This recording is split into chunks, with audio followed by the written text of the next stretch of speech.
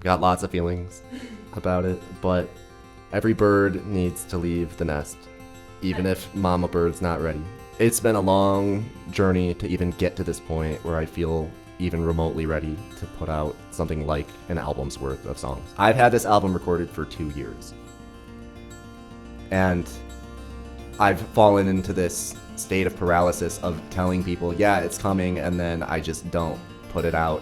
It's there, it's a diary entry of my life, and that's how I'm gonna treat it. Hi, I'm James Paul Lagraff. I will be releasing my first album of solo acoustic guitar entitled Wandering Strings on January 31st. So a big piece of doing this album was just, going back to the basics of who I am, which is a guitarist, and capturing that in its rawest form, which is, I think, solo acoustic guitar.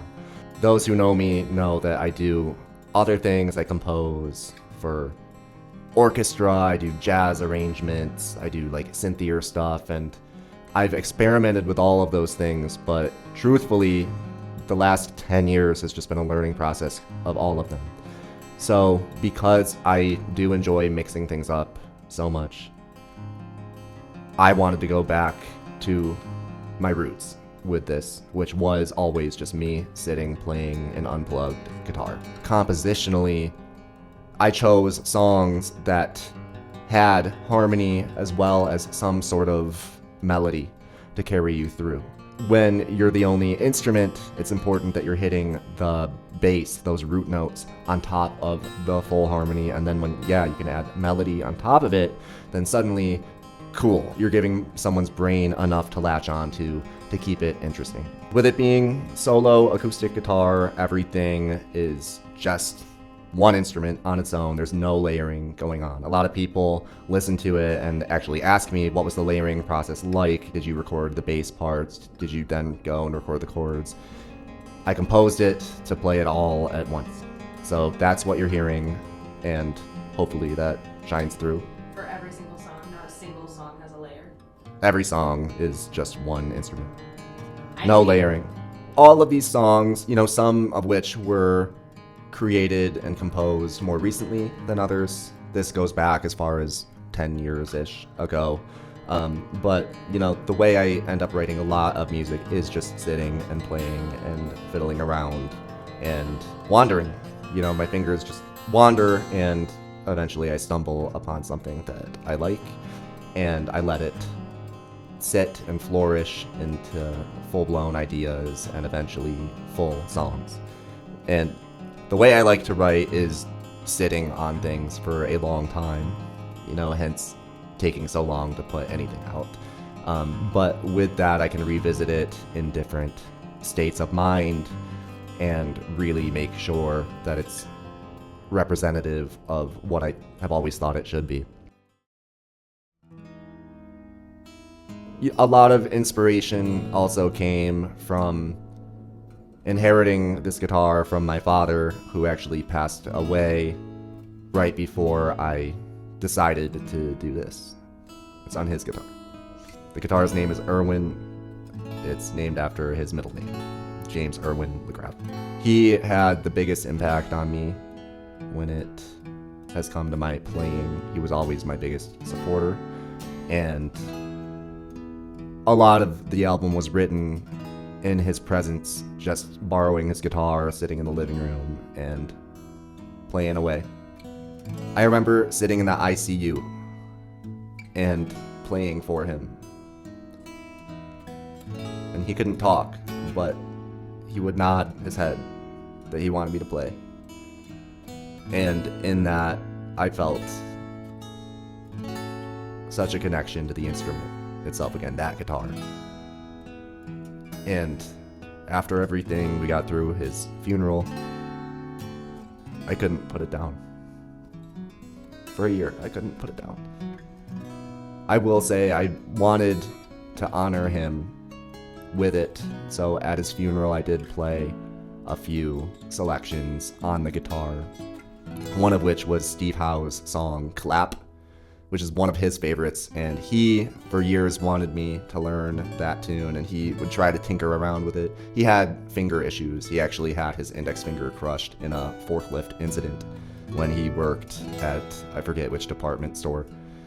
So he could never quite do it, but I realized that if I was gonna take his guitar, I should honor him properly. So that week I learned that song, and I played a few others. As I was trying to figure out the track list for the song, I did record a cover of that because truthfully, I view this collection of songs as a way of honoring my dad.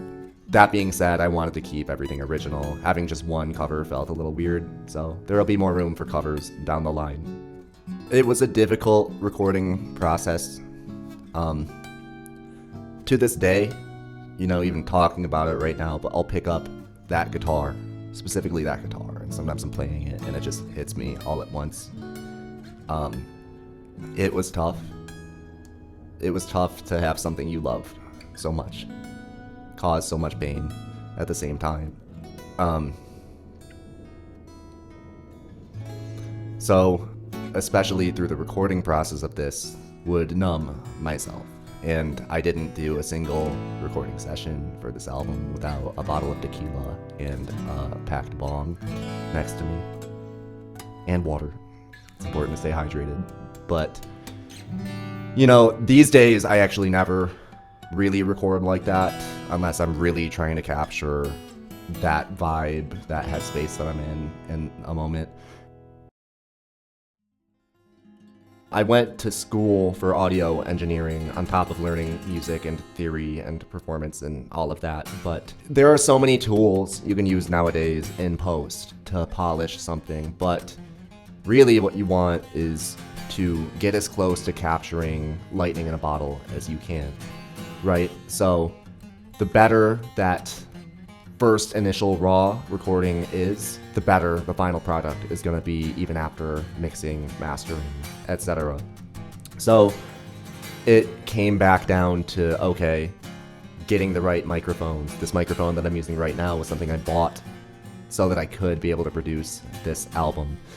Now, when it comes to the nature of capturing sound from especially an acoustic instrument and not something you plug directly in, there is a lot that goes into that. And with it being solo guitar, I need to fill out that whole spectrum, meaning I need to have those low lows and those shimmery highs up top so that the sound fills your ears.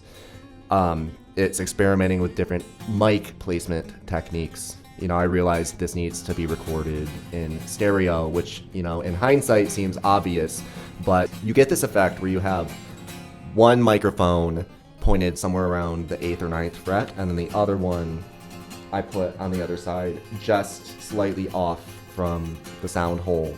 And it creates this effect where you're hearing one take of the instrument from different angles. So it sounds like it's coming at you from different angles, especially when you put headphones on or listen in an immersive type of setting. So whereas not normally, but in a lot of styles of music, you would record the guitar in mono and not stereo, that's because you want it to fit into its place in the mix, but because it's only solo acoustic guitar, make it big. So this whole process was experimenting with how can I make this sound big for just one instrument.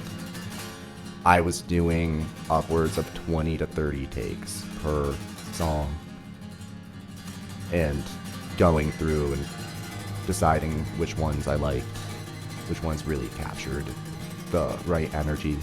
And, sometimes it was towards the earlier part of the session. Other times I didn't really get into it until, you can tell, maybe around that 15th, 17th take, after I had had a little bit, that I was really in the flow state and immersed in the emotion of that particular tune. That was a learning experience in and of itself, with getting this new equipment, getting my home studio set up for the first time the way I always wanted to. Part of what took me so long to put out a full length collection of work is that I would sit down with other people who were generous enough to give me their time and sit and record me. And it just never felt quite right. Not only did I not know the ins and outs of recording the way anybody should when it comes to recording their own music, but I work best alone. Unfortunately, a lot of the time, because I can also be my biggest obstacle. And it does help to have people there to get you out of your own head, but there's just something about being alone in my home studio creating that has always appealed to me more than anything else.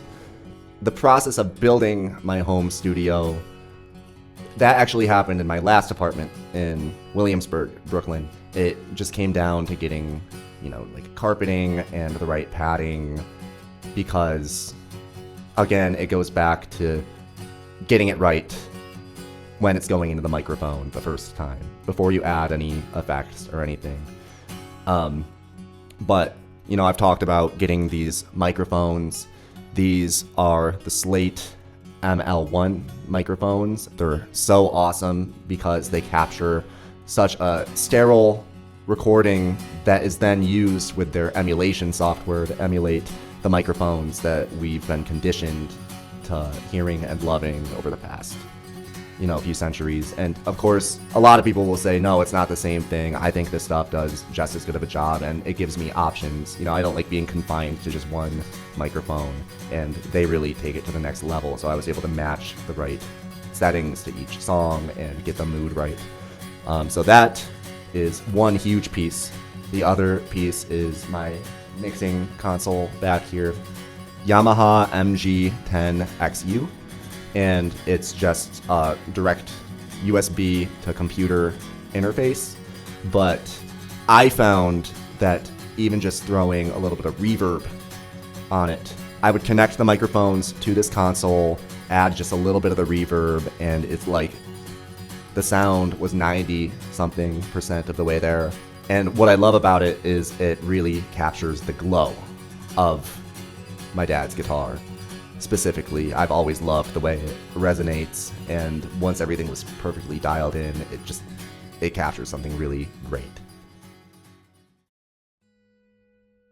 It's gonna be a jarring transition. I had a lot of fun recording the solo acoustic guitar the way I just described it. However, now I got some new toys, and I'm just falling back in love with electric guitar. With today's technology, there are some really cool things that you can do on electric guitar, including getting sounds that don't sound like guitar at all. And I'm just playing with lots of different textures. I've learned a lot about composition, and I just have new tricks up my sleeve that I'm really excited about. And I'm actually looking a lot more forward to that than even putting this out right now, if I'm being honest. Truthfully, I'm over it. I'm really proud of it, and I do love it for what it is, but I'm so ready to just put it behind me, and I can't put it out quickly enough. If you like it, great, but there is a lot more to come, and it may surprise you. It may surprise me. Wandering Strings will be yours as of January 31st, 2025. And if you're listening to this after, then it's already out there. Go check it out. If you're interested in hearing some of the inspo behind each of the individual songs, there will be a separate video that I will attach to this, and you can feel free to check that out too. If you are a fan of anything you're hearing, anything that I do, please feel free to hit that subscribe button, and I will do my best to fulfill my duty of providing you with consistent content. Stay tuned. Bring a tuner.